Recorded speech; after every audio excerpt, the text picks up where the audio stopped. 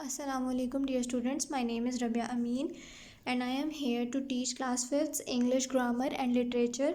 In grammar you will be studying grammar and usage book, class 5th, SAP education and Rahim Publishers. This book is from Rahim Publishers. So in literature you will be studying a novel named Oliver Twist written by Charles Dickens. Today we will be studying our novel. This novel is about a child named Oliver. He is very poor and has no mother and father and not even a single friend. He has friends but not very good friends. So people he know are only thieves and the poor beggars, or the people around him, all the people around him want him to be a thief also. Now he is in a great trouble because the police has caught him for stealing and he is standing in front of a judge. Now the judge wants to put Oliver in prison, but here he met a old man who believes that Oliver can be a good boy and wants to help him. And the story is all about the boy who was not a thief and not wanted to be a thief, but everyone around him want him to be a thief. Let's start reading this book. Sorry for the interruptions. So the very first thing is, let's see the contents. There are almost 13 chapters of the book and there is no introduction written about the writer, so I will tell you that Charles Dickens, who is a very popular writer, lived in England in the time of Queen Victoria, and many of his stories are about children and the hard lives of poor people in those days. Oliver Twist is one of the most famous and beloved novel of him. Let's start reading the novel. Chapter 1 is Young Oliver. One cold day, a young woman walked into a small country town. She was very ill and weak, and she was going to have a baby. After a while, she could not walk anymore and she fell down in the road. Some people came to help her. The young woman had no money, so they took her to the town workhouse. In those days, that was where people went if they were too poor to look after themselves. Town workhouse was the house where in those days people took those people there which were unable to take care of themselves. Here her baby was born, and soon after that the poor young woman died. No one knew who she was or where she had come from. The people at the workhouse called the child Oliver Twist. They sent him to a place where he lived with some other children. None of them had a mother or a father. Same was the case with Oliver. Here an old woman named Mrs. Mann looked after them all. It was not a happy life for Oliver Twist and his little friends. Mrs. Mann was a very cruel person. She never gave the children enough to eat. The people at the workhouse gave her money to buy food and clothes for them, but she kept most of it for herself. She did not care when some of the children died. The officers at the workhouse did not know that she was so cruel, but Mrs. Mann always knew when they were coming to see her. Every time just before they arrived, she would clean the house and wash the children. Seems very cunning. Oliver did not like living with Mrs. Mann. He was very unhappy there.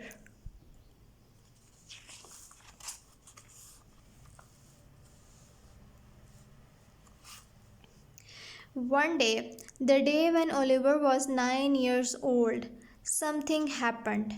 That day, Mrs. Mann did not give the children anything to eat. Oliver and his little friends were so hungry that they cried out for some food. Mrs. Mann became very angry with them. She beat them and then locked them in a dark cupboard.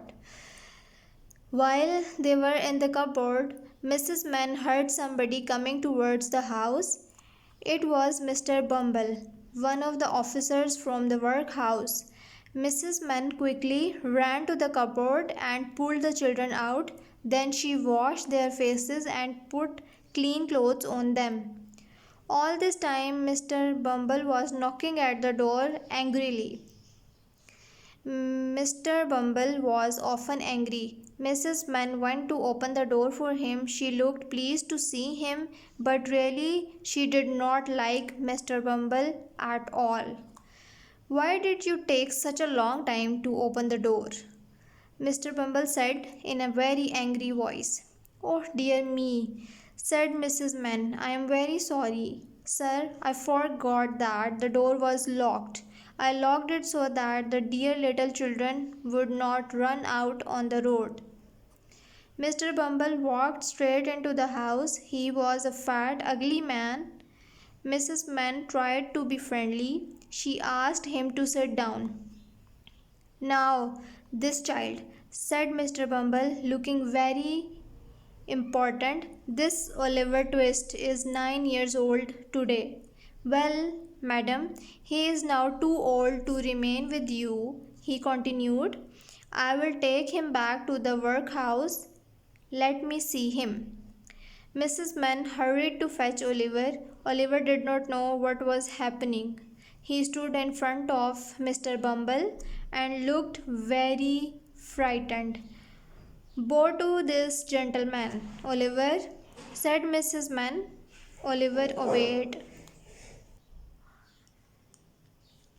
Mr. Bumble looked at Oliver and said, "I have come to take you to the workhouse.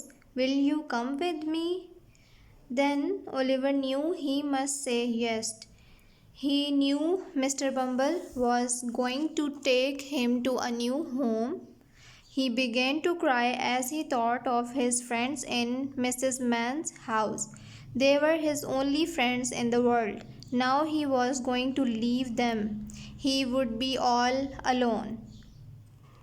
Oliver was spending his life, he was becoming used to it, remaining hungry with his old friends, but now he has to face separation from those friends even. What's coming next to his life? Let's read out more. Oliver meets the board. Mr. Bumble and Oliver soon reached the workhouse. It was already late and Oliver felt very tired. Mr. Bumble told him that the gentleman of the board would meet that night.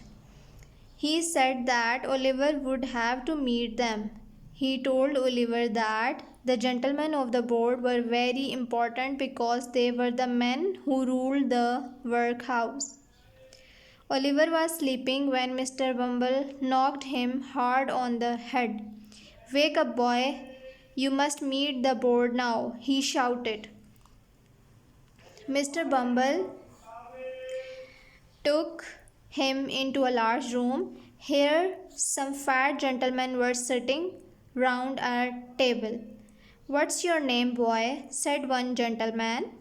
Oliver was so frightened that he could not speak. "That boy's a fool," said another gentleman. "Boy," said the first gentleman, "listen to me. Do you know that you are an orphan?" "What's that, sir?" asked poor Oliver. "I told you that boy is a fool," said the other gentleman again. "You know that you have no father and no mother, don't you?"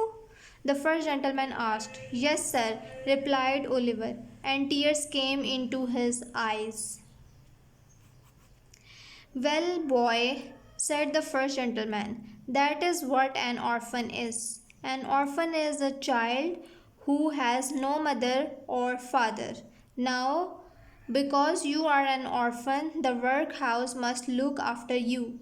Here we will teach you to do something useful so that you can earn your own money later.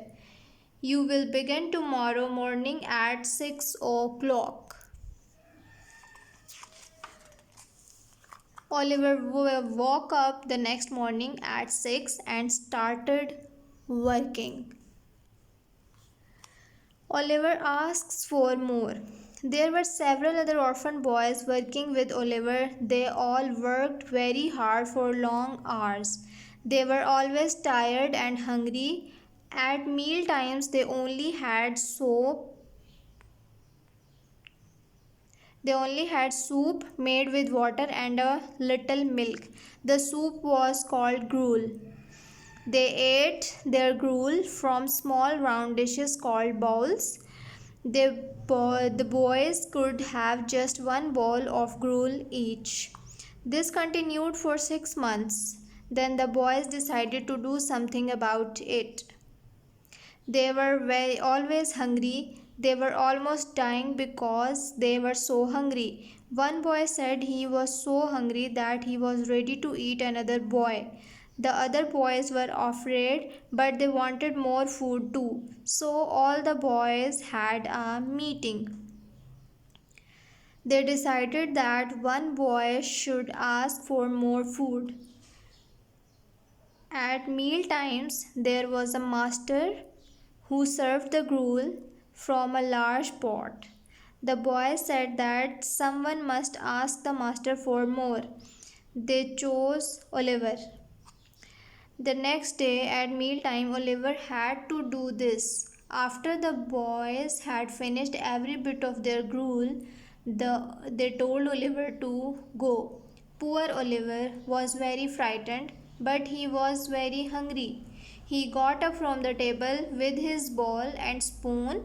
He walked towards the master and said in a frightened voice, "Please, sir, I want some more."